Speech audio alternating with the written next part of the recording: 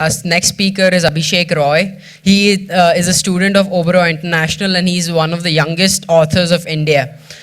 He just published his new books that is titled Father of Gods. He's a student who's very interested in ancient history, mythology, physics and mathematics. He started writing his first book at the age of 13 and completed it when he was 15. Abhishek Roy today will be talking to us about how budding authors can get over obstacles and follow his footsteps. Everyone please give a huge round of applause to Abhishek. Hello, it's working? Right.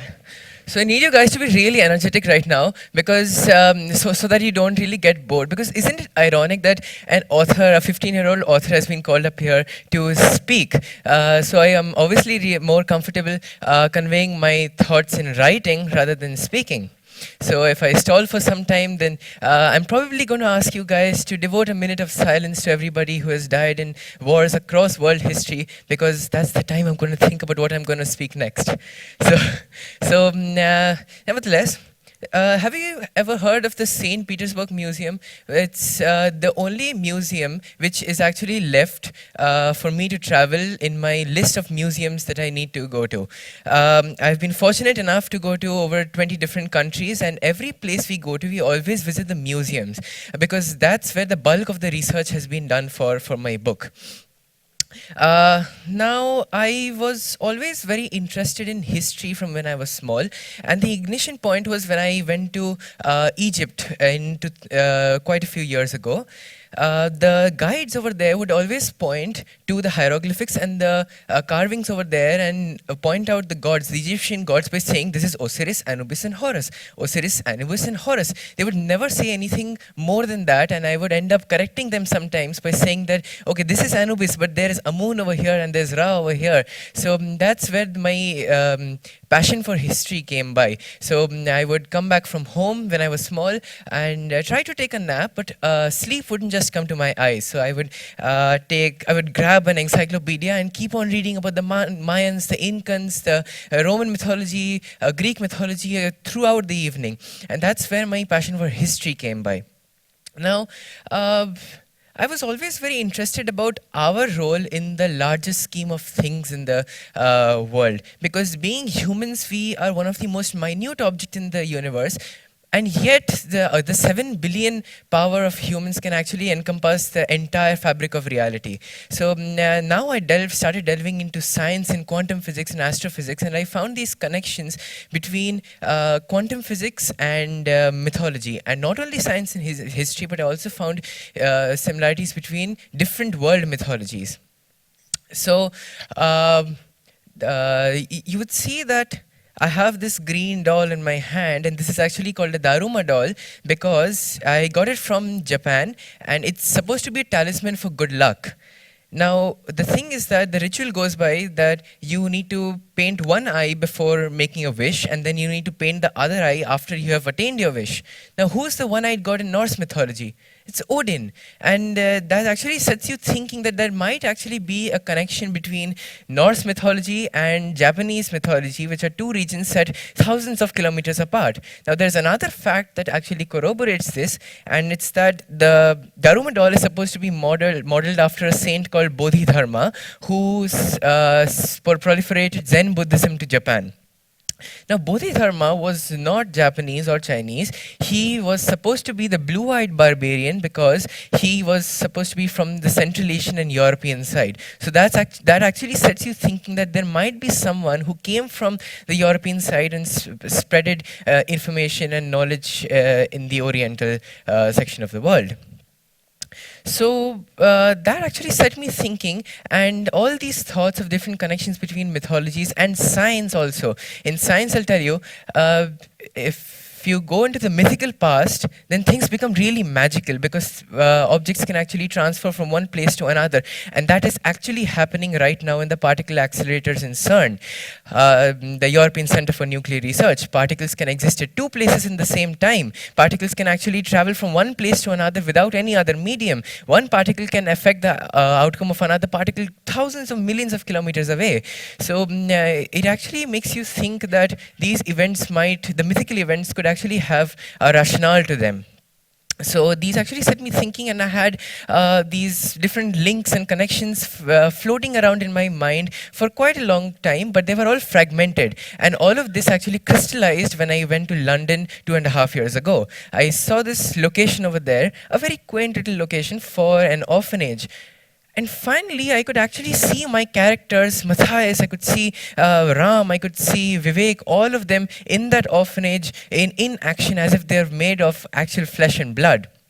So I actually wanted to write the story, so I went back home, started writing, and 2.5 years later, here I am with a 400-page novel. So that's how my story began for writing. And then when I started writing, the story came to life page after page after page. The characters started coming to life because when you're actually writing and when you're actually imagining the characters, you can think that they're actually around you as a real people. But obviously I came across quite a few difficulties. For example, writer's blocks. And there is something that there's a tactic that I use for overcoming it. Now, whenever I'm writing and I come across a writer's block, I actually leave a small space after that with a rectangular box and then continue writing so that the flow of the story isn't disrupted. And then I actually come back and fill that space up to make the connections. So that's how I actually tackled writer's blocks.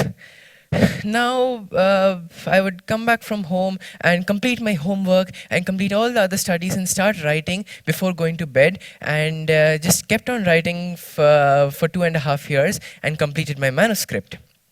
Now was the time to face rejection, and I actually faced rejection from over 50 literary agents and 30 publishers before I actually sent it to the first literary agent. Now, what happened was when I actually sent it to the first literary agent, and this was all a part of my learning curve, because if you get feedback from other people, you actually start gaining knowledge about what to do and how to perk up your story. Now, when I sent it to the first literary agent, something terrible happened because the literary agents have this convention of reading manuscripts in Word and not pages, and I had written it in pages. So when I actually converted it from pages to Word, all the inverted commas had become open. And all of them across the 400-page document, all the inverted commas had turned open, and there was no way of actually doing a globalized search and converting all the inverted commas. So I had to go all through the 400-page manuscript in around a day or two before sending it to the first literary agent. Another tip that the literary agent actually gave me was that to put the 23rd, I had quite a few, I have over 40 chapters in my book, and an advice that the literary agent gave me was to insert the 23rd chapter over to the first part of the book. You know why? Because if you do that, then the story starts with a punch and it grabs the attention of the readers. So if it starts with a punch, if it starts with an event, and then it goes on into a flashback and comes and it again loops back to the same event. So that actually sets the reader thinking and grabs and hooks the attention of the reader. So after that, I finally found Quills Inc.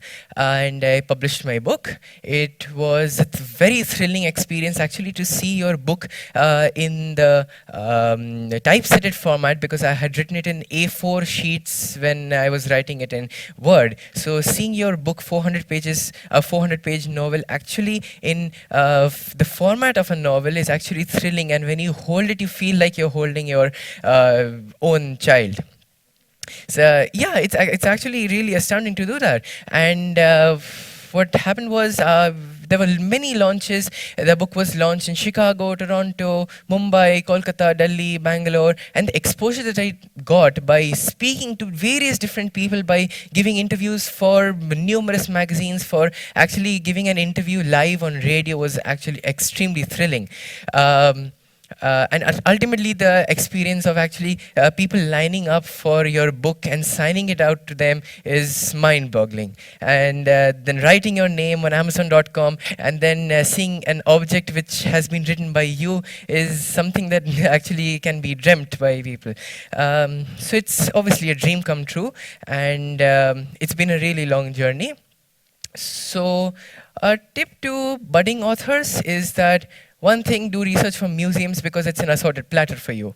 Then second thing is that the most vital thing is that I feel writing gives the author an immense power because the author can actually do what they want in their own fantasy world. They can make the characters do what they want. They can make the characters say what they want. So they are ultimately the master of what they are doing. So I feel that being an author is the closest man can be to playing God. Thank you so much, Abhishek Roy.